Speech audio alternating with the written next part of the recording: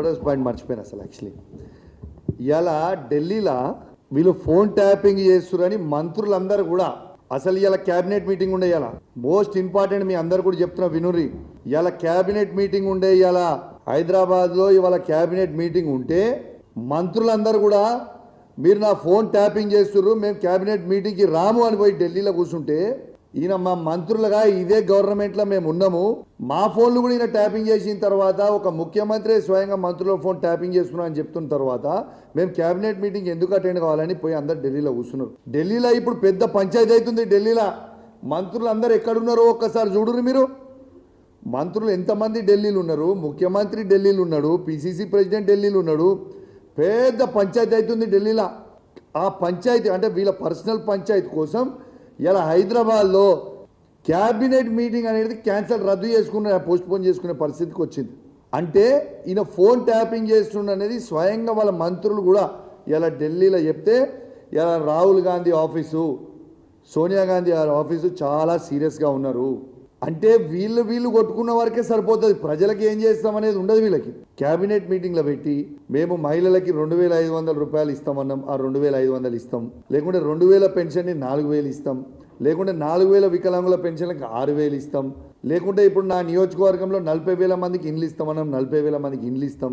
ఇవన్నీ డిసిషన్లు తీసుకుంటారేమో మేము ఆశపడ్డాం, తెలంగాణ ప్రజలందరూ కూడా ఆశపడ్డారు. ఇక కళ్యాణ్ లక్ష్మి కేసీఆర్ గారు ఇస్తున్న 1,116తో పాటు తులం బంగారం ఇస్తామని డిసిషన్ తీసుకుంటారేమో అని. ఎందుకంటే లోకల్ బాడీ ఎలక్షన్స్ వస్తున్నాయి. కానీ ఈ మంత్రులు మేము నువ్వు పెట్టిన క్యాబినెట్ మీటింగ్కి మేము రాము, నువ్వు మా ఫోన్ ట్యాపింగ్ చేస్తున్నావు, దీని పంచాయతీ ఏందో ఇక్కడ ఢిల్లీలో తెలుసుకున్న తర్వాతనే క్యాబినెట్ మీటింగ్ పెడతామనేది ఇలా ఢిల్లీలో పంచాయతీ పెట్టుకుంటున్నారు.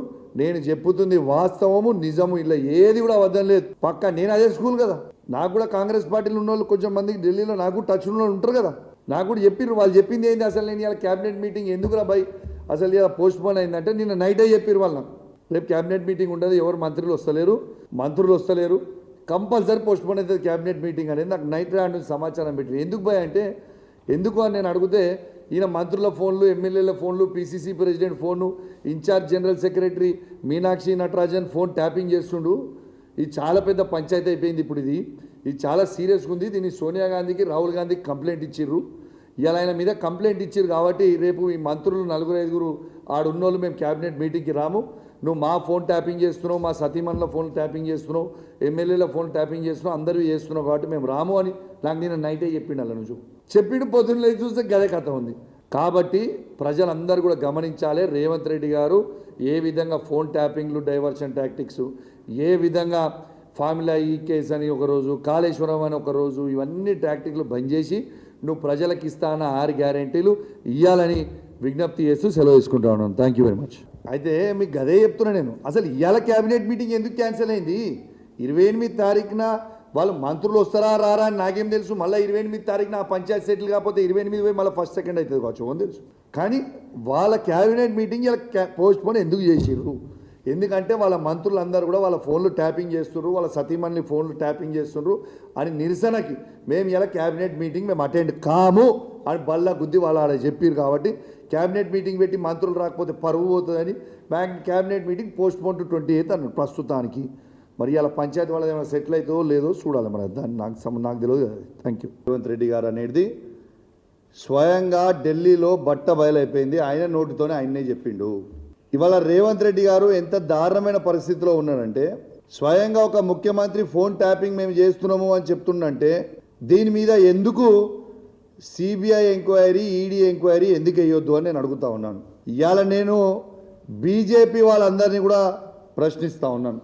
ఖచ్చితంగా బీజేపీ వాళ్ళు కూడా ఖచ్చితంగా ఇవాళ నిన్న రేవంత్ రెడ్డి గారు అన్న దాని మీద ఫోన్ ట్యాపింగ్ ఇష్యూలో ఖచ్చితంగా మీరు CBI case, ED case Revanth Reddy గారి మీద వేయాలి, దీని మీద ఖచ్చితంగా ఎంక్వైరీ చేయాలి. ఎందుకు చేయరు అని మేము అడుగుతా ఉన్నాం. ఇవాళ ఒకటే ఆలోచన చేయండి, ఇలా రేవంత్ రెడ్డి గారు ఎంత దౌర్భాగ్యంగా ప్రవర్తిస్తూ ఉన్నాడంటే ఫోన్ ట్యాపింగ్ చేస్తూ అఫీషియల్గా ఆఫీసర్లు ఫోన్ ట్యాపింగ్లు చేపిస్తూ ప్రైవేట్ హ్యాకర్లను పెట్టి మా బీఆర్ఎస్ పార్టీ నాయకుల ఫోన్లు అందరివి, కేసీఆర్ గారివి, కేటీఆర్ గారివి, హరీష్ రావు గారిది, మా శాసనసభ్యులవి, మా శాసన మండల సభ్యులవి, మా పార్లమెంట్ సభ్యులతో పాటు కాంగ్రెస్ పార్టీ మంత్రులవి, కాంగ్రెస్ పార్టీ శాసనసభ్యులవి, కాంగ్రెస్ పార్టీ ఎమ్మెల్సీలవి కూడా ఇలా బీజేపీ పార్టీ సంబంధించిన ఇద్దరు మంత్రులు కిషన్ రెడ్డి గారిది, బండి సంజయ్ గారిది మరియు ఉన్న బీజేపీ పార్టీ ఎంపీలవి అందరివి కూడా ఇవాళ రేవంత్ రెడ్డి గారు ట్యాపింగ్ చేస్తున్నారని స్వయంగా ఆయననే ఒప్పుకున్నాడు నిన్న చిట్ చాట్లో. మరి దీని మీద కేసు ఎందుకు కావద్దు? ఖచ్చితంగా దీని మీద కేసు కావాలని నేను డిమాండ్ చేస్తూ ఉన్నాను. ఇవాళ ఎన్ని రోజులు అబద్ధాలు ఆడతావా? అసలు రోజొక డ్రామా. ఇవాళ అసలు నువ్వు ఇప్పుడు దాదాపు ఈ నవంబర్ వస్తే 2 years అవుతుంది. అసలు కొత్త ప్రాజెక్ట్ కానీ కొత్త స్కీములు కానీ ఒక్కటన్నా నువ్వు చెప్పినవి ఇంప్లిమెంట్ చేసినావా? ఎంతసేపు ఒక డ్రామా చేయడం తప్పితే ఖచ్చితంగా రేవంత్ రెడ్డి గారి మీద ఎట్టు పరిస్థితిలా ఈడీ సిబిఐ కేసు ఈ ఫోన్ ట్యాపింగ్ ఇష్యూలో పెట్టాలి. ఎందుకంటే 119 శాసనసభ్యులై, అంటే ఆయనది ఒక్కటి తీస్తే 118 శాసనసభ్యులై ఫోన్ ట్యాపింగ్ చేస్తుండు, 17 మంది ఎంపీలై ఫోన్ ట్యాపింగ్ చేస్తుండు, ఇవాళ ఎమ్మెల్సీలై ఫోన్ ట్యాపింగ్ చేస్తున్నప్పుడు ఖచ్చితంగా ఇవాళ ED CBI case Revanth Reddy గారి మీద పెట్టాలని నేను డిమాండ్ చేస్తూ ఉన్నాను. ఇంకోటి కూడా చెప్తా ఉన్నాను, రేవంత్ రెడ్డి గారు ప్రైవేట్ హ్యాకర్లను పెట్టుకొని, ప్రైవేట్ హ్యాకర్లు ఫోన్ హ్యాకర్లను పెట్టుకొని హీరోయిన్ల ఫోన్లు కూడా ట్యాపింగ్లు చేసి ఇవాళ మై హోమ్ భుజా అపార్ట్మెంట్కి రాత్రి 2 గంటలకు పోయి ఏ హీరోయిన్ దగ్గరికి నువ్వు పోతున్నావు అనేది మొత్తం అందరికి కూడా తెలుసు. నువ్వు చేసుకుంటా పనులు ఎదిటోళ్ళు చేస్తారు. కేటీఆర్ గారి మీద నువ్వు బురద చల్లుతాము, కేటీఆర్ గారితో మీద చల్లుతారు అంటే ఎవరు నమ్మేటోడు ఎవరు లేడు. ఎందుకంటే నువ్వు చేసే పనులు అందరు చేస్తారనుకుంటే అది కరెక్ట్ కాదు అని చెప్తా ఉన్నాను. ఖచ్చితంగా నేను చెప్తా ఉన్నాను, నేను ఇది అలిగేషన్ కాదు, ఇది ఏ ఎంక్వైరీ అయినా ఇవ్వండి. ప్రైవేట్ హ్యాకర్లతోని రేవంత్ రెడ్డి గారు హీరోయిన్ల ఫోన్లు ట్యాప్ చేయిస్తూ ఉన్నాడు, ఆ హీరోయిన్లని బ్లాక్మెయిల్ చేస్తూ ఉన్నారు. ఆఖరికి మొన్న మిస్ వరల్డ్ వచ్చిన వాళ్ళే కూడా ఫోన్లు ప్రైవేట్ హ్యాకర్లతోని దాన్ని ట్యాపింగ్ చేయించిండు. ట్యాపింగ్ చేయించి ఎంత అసభ్యంగా ప్రవర్తించిర్రో, వాళ్ళని బ్లాక్మెయిల్ చేసే ప్రయత్నం చేసిర్రో మీరు అందరు కూడా చూసిర్రు. ఇవన్నీ కూడా వాస్తవాలు నేను చెప్పేది, ఏది కూడా అబద్ధాలు చెప్తారండి. ఇలా మిస్ వరల్డ్ వచ్చిన వాళ్ళందరివి కూడా హ్యాకింగ్ చేసినావు, హీరోయిన్ల ఫోన్లు హ్యాకింగ్ చేస్తున్నావు. ఆఖరికి ఒక హీరోయిన్ ఫోన్ హ్యాకింగ్ చేసి ఆ హీరోయిన్ని ట్రాప్లో పడేసి బ్లాక్మెయిల్ చేసి మై హోమ్ భుజాకి రాత్రి 2 గంటలకి పోయి ఆ హీరోయిన్తో ఏం చేసినావు నీకే తెలియాలి, ఇక మాకైతే తెలియదు. కానీ మాకు సంస్కారం ఉన్నది కాబట్టి ఆ హీరోయిన్ పేరు బయట పెడతలేం. కానీ మేము బయట పెట్టదలుచుకుంటే నువ్వు తిరిగిన 16 మందితోని నేను బయట పెడతా. ఏదో ఒక రోజు నువ్వు ఇదే విధంగా చేస్తూ ఉంటే నువ్వు తిరిగిన 16 మంది నువ్వు చేసింది ప్రతి నాకు తెలుసు. నేను కూడా కాంగ్రెస్ పార్టీ నుంచే వచ్చినా. నువ్వు ఏమేమి చేసినావు, ఎక్కడెక్కడ చేసినావు, జూబ్లీస్ లేడం అనుకున్నావు, దుబాయ్ లేడం అనుకున్నావు, ఢిల్లీ లేడం అనుకున్నావు, అన్నీ తెలుసు మాకు కూడా. నువ్వు చక్కగా రాజకీయం ముఖ్యమంత్రి లెక్క బిహేవ్ చేసి చక్కగా రాజకీయం చేస్తే చక్కగా మేము కూడా చేస్తాం. నీ నోటికి వచ్చినట్టు పర్సనల్ విషయాలు పర్సనల్గా ఉన్నా లేకున్నా ఉండది. మేము కేటీఆర్ గారి మీద బురద ఊస్తాం, మేము కేటీఆర్ గారి మీద బద్నాం చేస్తామంటే ఇడు ఊకునేటోడు ఎవరు లేడు. ఇవాళ కేటీఆర్ గారు కడిగిన ఆనముత్యంలాగా బయటికి వస్తాడు. ఇవాళ ప్రజలందరూ కూడా కేటీఆర్ గారు హరీష్ రావు గారు కావాలని కోరుకుంటా ఉన్నారు. నీ చిల్లర రాజకీయం వల్ల ప్రజలు కూడా ఫెడప్ అయిపోయారు.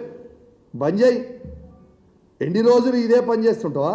నేను మళ్ళీ చెప్తున్నా, ఇవాళ రేవంత్ రెడ్డి గారు ప్రతి యాక్ట్రెస్ కూడా చాలా జాగ్రత్తగా ఉండాలి.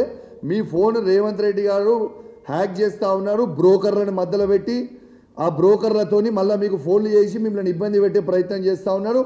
కానీ మీరు ఎవరు కూడా అధైర్యపడాల్సిన అవసరం లేదు. వాడు ఎంత చిల్లరగా చేసినా కూడా ఖచ్చితంగా మేము అండగా ఉంటాం మీకు ఇబ్బంది వస్తే. ఇంకోటి కూడా చెప్తా ఉన్నాను, మీరు ఈ పిటిషన్ చూడొచ్చు. ఫోన్ ట్యాపింగ్ అంటాడు. నేను December 5th రోజు బంజారాయిల్స్ పోలీస్ స్టేషన్లో నా ఫోన్ ట్యాపింగ్ అవుతుంది అని నేను పిటిషన్ ఇచ్చిన. ఇగోండి, ఇది రిసీవ్డ్ కాపీ. నా ఫోన్ ట్యాపింగ్ రేవంత్ రెడ్డి గారు, ఇంటెలిజెన్స్ ఐజీ అయిన శివధర్ రెడ్డి గారు ఇద్దరు కలిసి నా ఫోన్ ట్యాపింగ్ చేస్తున్నారు, ఖచ్చితంగా దీని మీద ఎంక్వైరీ చేయండి అని నేను December 5th నాడు నేను చేసిన పిటిషన్కి. ఇది ఆల్మోస్ట్ 7 months అవుతా ఉంది, ఇప్పటిదాకా ఎఫ్ఐఆర్ ఎందుకు బుక్ చేయలేదు? మీరు ఖచ్చితంగా నా ఫోన్ని హ్యాక్ చేస్తూ ఉన్నారు. నా సతీమణి ఫోన్ది కూడా రేవంత్ రెడ్డి గారు ఫోన్ హ్యాక్ చేస్తూ ఉన్నారు. దీనికి ఎవిడెన్స్గా ఎట్లా చెప్తా ఉన్నానంటే అది కూడా మీ అందరు కూడా తెలవాలని చెప్తా ఉన్నాను. మొన్న నన్ను అరెస్ట్ చేసిన రోజు మా కమ్యూనిటీకి వచ్చి సీసీ కెమెరాలు మొత్తం కూడా అన్యాయంగా చెక్ చేస్తూ ఉంటే ఇవాళ అక్కడ ఉన్న మేనేజర్ ఆ రోజు నేను కూడా లోకల్లో ఉన్నా, వాడు ఇంటికి రాకుండా చెక్ చేస్తూ ఉంటే అక్కడ ఉన్న మేనేజర్ నా సతీమణికి ఫోన్ చేసి ఆడ ఏం చేస్తున్నారో వీళ్ళు చెప్తా ఉంటే 2 నిమిషాల లోపలనే అక్కడికి వచ్చిన సిఐ ఆ మేనేజర్కి ఫోన్ చేసి నువ్వు మేడంకి ఎందుకు ఫోన్ చేస్తున్నావు, మేము ఇక్కడ ఏం చేస్తున్నామో ఎందుకు చెప్తున్నావు అని చెప్పిండు. మరి ఆయన నా వైఫ్కి ఫోన్ చేసింది ఈ పోలీసు వాళ్ళకి ఎట్లా తెలుసు అంటే ఫోన్ హ్యాక్ చేస్తున్నట్టే కదా నా సతీమణిది. ఎంత దుర్మార్గుడు రేవంత్ రెడ్డి అంటే భార్యాభర్తలు మాట్లాడుకునేది కూడా దౌర్భాగ్యం. ఆయన భార్యాభర్తలు మాట్లాడుతుంటే ఆ మాటల్ని ఇంటా ఉన్న దౌర్భాగ్యుడు ఇలా రేవంత్ రెడ్డి గారు అని చెప్పక తప్పదని చెప్పి ఈ సందర్భంగా తెలియజేస్తూ ఉన్నాను. ఇలా నేను నా సతీమణి మాట్లాడుకునేది మొత్తం కూడా ఇంటా ఉంటే నేను ఇది ఎవిడెన్స్తో సహా చెప్తా ఉన్నాను. ఉట్టి నాదే కాదు, ఈవెన్ సంజయ్ గారు సతీమణిది, ఉన్న మా వివేక్ గారు సతీమణిది, మా శాసన మండలి సభ్యులు వాళ్ళ భార్యలే కూడా ఫోన్ ట్యాపింగ్ చేస్తూ ఉన్నాడు రేవంత్ రెడ్డి. ప్రైవేట్ హ్యాకర్లను పెట్టి మరి హ్యాక్ చేస్తూ ఉన్నాడు. ఇది ఎంతవరకు కరెక్ట్ అని చెప్పి మేము అడుగుతా ఉన్నాం. Is this right? అసలు ఒక ప్రైవసీని నువ్వు ఫోన్లు మాట్లాడితే నువ్వు వినడం ఏంటిది? ఇంకో ఎవిడెన్స్ కూడా చెప్తా ఉన్నా మీకు. ఇలా నిన్న కాక మొన్న 2 మంత్రులు మాట్లాడుకున్న మాటలు, ఆ 2 మంత్రులు ఫోన్లో మాట్లాడుకొని వాళ్ళు ఈయనని ఎన్ని రోజులు మనం భరించాలి, వాళ్ళన్న ఆ మంత్రులు మాట్లాడుకున్న సంభాషణ ఏంటంటే ఈ పొట్టోని మేము ఎన్ని రోజులు భరించాలి, ఎన్ని రోజులు భరిద్దాము అని వాళ్ళిద్దరు మాట్లాడుకున్న చర్చని నెక్స్ట్ డే రోజు ఆ మంత్రిలో ఫోన్ కూడా ట్యాపింగ్ చేస్తున్న ఇంత తర్వాత ఇంటెలిజెన్స్ రిపోర్ట్ ముఖ్యమంత్రి గారికి పోయిన తర్వాత ఇంకొక మంత్రి ఇంటికి పంపించి ఆ మంత్రిని ఇంటికి పిలిపించి నేను ఏం చేసినా నా తప్పేమున్నది, మీరు ఎందుకు చేస్తున్నారు ఇట్లా, నన్ను ఎందుకు భరించాలని అంటున్నా అన్నది రేవంత్ రెడ్డి పిలిపించి మళ్ళా ఆ మంత్రిని ఇంకొక మంత్రితో పంపించి ఆ మంత్రిని పిలిపించి సీఎం ఆఫీస్ ఆయన ఇంటికి తీసుకుపోయి వాళ్ళు సీఎం ఆఫీస్లో ఏం మాట్లాడతారు, నేను చేయలేను నువ్వు మాట్లాడేదంటే మిస్టర్ మినిస్టర్ నా పని ఏముంది, నా పని మీ మంత్రులది ఎమ్మెల్యేలది ఫోన్ ట్యాపింగ్ చేసుకొని నేను ఇంటనే ఉంటాను, నేను చేయాల్సింది మా ఇంటర్వ్యూ అదే పని చేస్తున్నా, మీరు మాట్లాడేది ప్రతిదీ వింటా అన్నది ఇది రేవంత్ రెడ్డి బరాబర్ అన్నాడు ఆ మంత్రులతోని. నేను చెప్తుంది ఫ్యాక్ట్. మరి ఖచ్చితంగా కేసు పెట్టాల్సిన అవసరం ఉంది కదా. ఇలా రేవంత్ రెడ్డి గారి మీద ఖచ్చితంగా కేసు పెట్టాలి. ఇలా సిట్కి వాళ్ళని పిలుస్తుండు వీళ్ళని పిలుస్తుండు ఫోన్ ట్యాపింగ్ అవుతుందని బరాబర్ మా బీఆర్ఎస్ పార్టీలు ఉన్న ఎమ్మెల్యేలను కూడా పిలువురి సిట్కి మా ఫోన్ ట్యాపింగ్ అవుతుందా లేదా మేము కూడా కంప్లైంట్ ఇస్తాం సిట్కి. నువ్వు నీతివంతునివి నిజాయితీవంతునివి అయితే మేము ఇచ్చిన పిటిషన్కి పోలీసు వాళ్ళు ఎందుకు ఎఫ్ఐఆర్ బుక్ చేస్తలేరు, మరి ఇప్పటిదాకా ఎందుకు ఎంక్వైరీ చేస్తలేరు? మా నాయకుల మీద మాత్రం పిటిషన్ ఇస్తే 1 నిమిషంలో బుక్ చేస్తారు కేసులు. నేను ఒక బాధ్యత కలగా శాసనసభ్యునిగా పిటిషన్ ఇస్తే ఏళ్ళ దాకా మీరు కేసు ఎందుకు బుక్ చేయలే? దీనికి జవాబు చెప్పండి. మీరు నోటికి వచ్చినట్టు మీరు మాట్లాడితే రేవంత్ రెడ్డి గారు మేము ఊకునే ప్రసక్తే ఉండదు. ఇక మేము బయటికి పోయిన తర్వాత ఇది మాట్లాడిన తర్వాత ఇంకో కేసు బుక్ చేస్తాడు కావచ్చు. ఎన్ని కేసులు బుక్ చేసినా నువ్వు మమ్మల్ని ఎంత ఇబ్బంది పెట్టినా నువ్వు ప్రజలకు ఇవ్వాల్సిన 6 గ్యారెంటీలు ఇచ్చే వరకు నేను ప్రశ్నిస్తూనే ఉంటాం, నేను అడుగుతూనే ఉంటాం. నిన్ను మాత్రం ఇచ్చిపెట్టము. నువ్వు ఎన్ని డైవర్షన్ టాక్టిక్స్ చేసినా నీ 6 గ్యారెంటీలు 100 రోజులు ఇస్తా అన్నావు, ఒక్క గ్యారెంటీ కూడా నువ్వు ఇవ్వలేదు. రేపు లోకల్ బాడీ ఎలక్షన్లలో మీరు ఎట్లా అడుగుతారో ఏం మాట్లాడతారో ఓట్ల రేపు అయిన తర్వాత మీకు తెలుస్తుంది. కానీ బీఆర్ఎస్ పార్టీ పక్షాన కేసీఆర్ గారి నాయకత్వంలో కేటీఆర్ గారి హరీష్ గారి నాయకత్వంలో ఖచ్చితంగా మేము మిమ్మల్ని ప్రశ్నిస్తూనే ఉంటామని చెప్పి సందర్భంగా తెలియజేస్తూ మరి ఖచ్చితంగా మీడియా మాత్రం దయచేసి నేను చెప్తా ఉన్నా ఈ ఫోన్ ట్యాపింగ్ ఇష్యూ మాత్రం మీరు చాలా సీరియస్గా తీసుకోవాలి. కేసీఆర్ గారు కేటీఆర్ గారు హరీష్ రావు గారు మాత్రం ఏనాడు కూడా ఫోన్ ట్యాపింగ్ మా ప్రభుత్వంలో మేము చెయ్యలేదు. ఆ ఫోన్ ట్యాపింగ్ ముచ్చటనే రాలేదు. కానీ ఈడ స్వయంగా రేవంత్ రెడ్డి గారు రాష్ట్ర ముఖ్యమంత్రి చిట్ చాట్లో ఫోన్ ట్యాపింగ్ చేయడం చాలా కామన్ అని చెప్పిండు ముఖ్యమంత్రి రేవంత్ రెడ్డి గారు. రేవంత్ రెడ్డి గారు ఫోన్ ట్యాపింగ్ చేస్తుండు. కానీ మా కేసీఆర్ గారి ప్రభుత్వంలో ఏనాడు మేము ఒక్కరిది కూడా ఫోన్ ట్యాపింగ్ చేయలేదు.